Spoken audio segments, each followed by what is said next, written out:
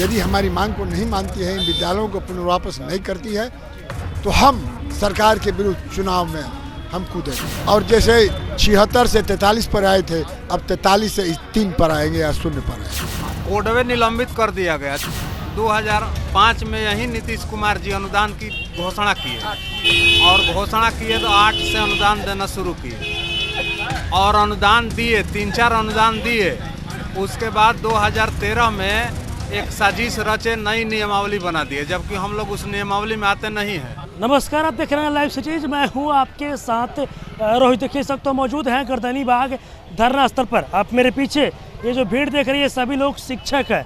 आपको बता दें कि बिहार माध्यमिक विद्यालय के ये सभी लोग शिक्षक हैं, जो कि 3 दिनों से गर्दनी बाग धरना स्थल पर बैठे हुए हैं। हम इन लोगों से जानने की कोशिश करेंगे क्यों बैठे हैं, क्या कुछ मांगे, क्यों बैठे, ये बताइए क्या कुछ मांगे। हम लोग अपने 3 सूत्री मांग को लेकर के आज तीसरे दिन धरना स्थल पर हम लोग बैठे हैं और मुख्य मांग हम लोगों की है, यह विद्यालय 40 वर्षों से संचालित है विद्यालय और सरकारी नियमों से संचालित है।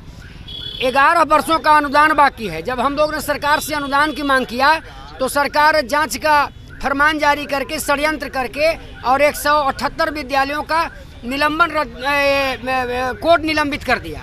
हम लोग चाहते हैं सरकार से पहले कि जिन विद्यालयों का कोड निलंबित हुआ है, सरकार पुनः उनको कोड वापस करे और हमरा 11 वर्षों का बकाया अनुदान का भुगतान करे और इन विद्यालयों का सरकार अधिग्रहण करे।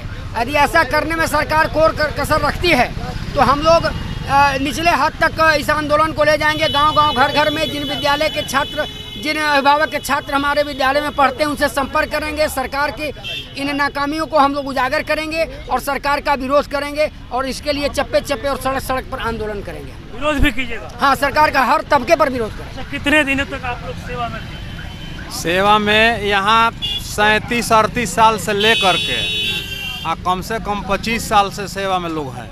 हम खुद 37 साल से हैं। उसके बाद भी हटा दिया गया, कोडवे निलंबित कर दिया गया। चूँकि हम लोगों को 2005 में यही नीतीश कुमार जी अनुदान की घोषणा किए और घोषणा किए तो 8 से अनुदान देना शुरू किए और अनुदान दिए, 3-4 अनुदान दिए। उसके बाद 2013 में एक साजिश रचे, नई नियमावली बना दिए, जबकि हम लोग उस नियमावली में आते नहीं हैं। हम लोग सरकार के द्वारा स्थापित हैं और नीतीश कुमार जी ने नई नियमावली बना करके कहा कि अब इसी में इन लोगों को डाल दिया जाए और वो नियमावली हम लोगों के लिए नहीं है। और इससे क्या समस्या हुई है कि आज कोर्ट का निलंबन शुरू हुआ है। अब हम लोगों के विद्यालय में जहां कम से कम संख्या है वहां 400-450 है, अधिक से अधिक 800 संख्या है और बगल के विद्यालय में उसको टैग किया जाएगा सरकारी विद्यालय में, और उस सरकारी विद्यालय में अपने विद्यार्थियों के बैठने के लिए जगह नहीं है और ये 600-500 विद्यार्थी उसमें जाएंगे तो क्या स्थिति होगी। 3 दिनों से आप लोग बैठे हुए, कब तक ये आंदोलन जारी रहेगा, कब तक बैठेगा? हमारा वैसे विधानमंडल कल चलने वाला है, कल तक हम यहाँ रहेंगे। यदि सरकार हमारी मांग को नहीं मानी तो हम दीपावली बाद इस विद्यालय में पढ़ने वाले 5 लाख छात्र छात्राओं के माता पिता के यहाँ जाएंगे। इस विद्यालय में भूमि दान करने वाले, धन दान करने वाले लोगों के दानदाताओं के परिवार के पास जाएंगे। जिनके बच्चों के पढ़ाते हैं, हाँ, उनके अभिभावकों के पास जाएंगे और कहेंगे कि जिस विद्यालय में आपके बच्चे पढ़ते हैं, इस विद्यालय में ऐसे 5 बच्चे पढ़ते हैं जो सर्वहारा हैं, जिनके तन पर वस्त्र नहीं, जिनको समय पर परीक्षा शुल्क देने के भी साधन नहीं, कि जब वह विद्यालय समाप्त हो जाएंगे तो आपके बच्चे कहाँ पढ़ेंगे। आपके पूर्वजों के द्वारा जो इसमें धन दान दिया गया है वो क्या होगा। इन विद्यालयों के पास जो 3400 एकड़ भूमि है उसका स्वामित्व किसके पास है? हम जाकर अपने लोगों को बताएंगे कि सरकार यदि हमारी मांग को नहीं मानती है, इन विद्यालयों को पुनर्वापस नहीं करती है, तो हम सरकार के विरुद्ध चुनाव में हम कूदेंगे। सरकार के विरुद्ध चुनाव? हाँ, कूदेंगे।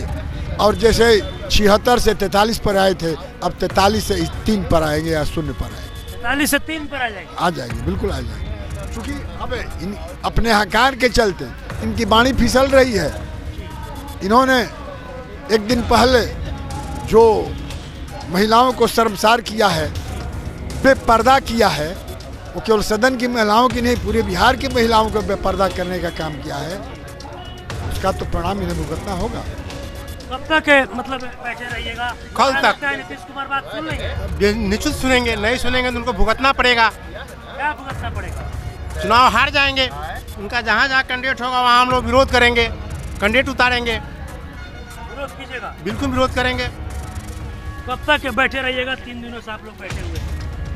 ये हमारा अभी 4 दिवसीय धरना चल रहा है।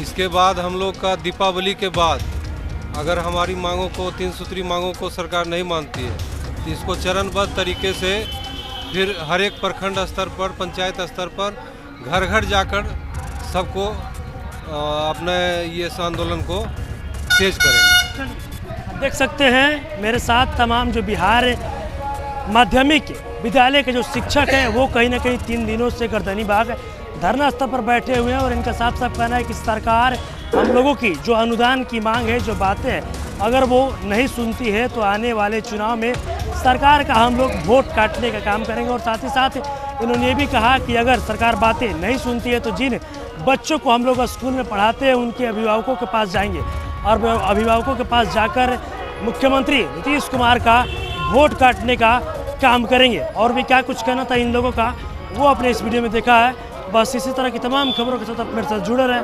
तब तक धन्यवाद।